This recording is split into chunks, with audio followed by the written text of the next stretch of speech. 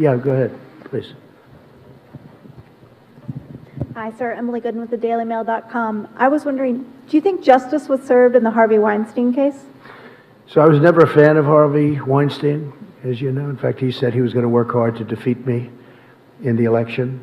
How did that work out, by the way? I'm trying to figure that out. He was a person I didn't like, never liked. I don't know too much about the case because, as you know, I've been over here between traveling and being at meetings almost every hour of the day, every minute of the day. I haven't been able to really see too much of it. But I was just not a fan of his. I knew him a little bit, not very well. I knew him because he was in New York. Not a person that I like. I will say the people that liked him were the Democrats. Michelle Obama loved him. Hillary Clinton loved him. And he gave tremendous money to the Democrats, and I guess my question is, will the Democrats be asking for that money back? Because he gave a lot of money to the Democrats, and, you know, it's too bad, but that's the way it worked out. Yeah, Peter? I just want to follow up on that very quickly, if I can, Mr. President. Then I have a question that I wanted to ask you. But just on the Harvey Weinstein situation, this is being viewed as a milestone for the Me Too movement.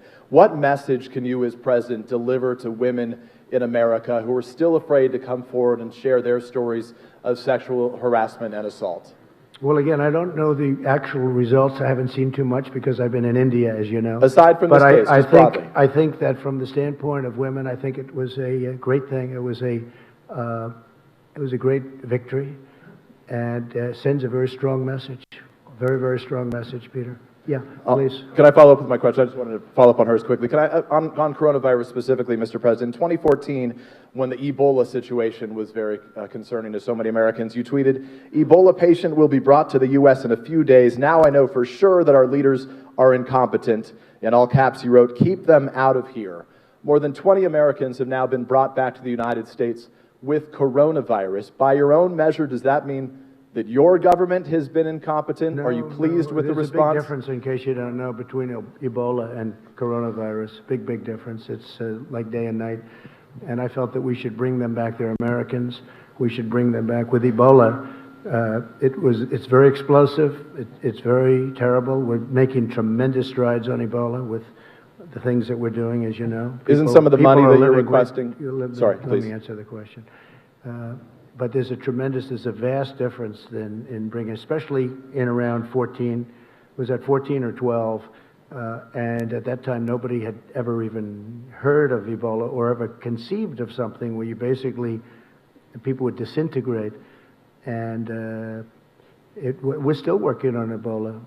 To be clear, all those brought here survived, though, right? Sorry. Yeah, we're doing a vaccine. We're doing a lot of things having to do with Ebola. We're not forgetting about Ebola. That's a horrible thing, but we have that now very much under control, other than certain parts of the Congo where they're having war and we can't get in.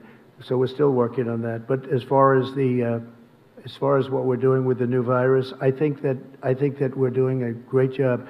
I felt that, and the decision was made in Japan, let these Americans come back and we'll see where they are, but they were immediately put into quarantine. There's no problem with it whatsoever. They're all in quarantine. And as you know, I approved $2.5 billion for just that purpose, and also for working and getting a vaccine. For clarity, those with Ebola, when they were brought here, were quarantined, and all of the Americans also survived, right? But the level of death with Ebola, you know, at the time it was a virtual 100%. But none of the Americans who came here. There's a very good chance you're not going to die. It's just it's very much the opposite. You're talking about 1 or 2%, whereas in the other case it was a virtual 100%. Now they have it. They have studied it. They know very much. In fact, we're very close to a vaccine. Yeah, please, go ahead. Go ahead, Peter.